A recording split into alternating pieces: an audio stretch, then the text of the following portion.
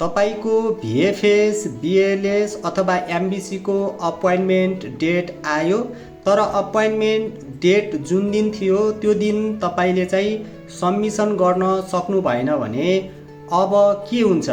फेरि नयाँ डेट लिएर सबमिसन गर्न पर्ने हुन्छ अथवा तपाईको भिजा प्रोसेस नै क्यान्सल हुन्छ? आजको यस भिडियोमा यही विषयमा कुरा गरौँ। धेरै एप्लिकेन्टले अपोइन्टमेन्ट छुटेपछि सबै प्रोसेस सकियो भनेर डराइराख्नु भएको हुन्छ। वास्तवमा यसको एउटै उत्तर हुँदैन। भिएफएस, बिएलएस र एमबिसी देश र त्यो देशको भिजा क्याटेगोरी अनुसार नियम फरक फरक हुने गर्दछ। केही अवस्थामा तपाईले फेरि नयाँ अपोइन्टमेन्ट बुक गरेर सबमिसन गर्न सक्नुहुन्छ भने केही अवस्थामा प्रक्रिया सुरुबाटै गर्न पर्ने हुन्छ।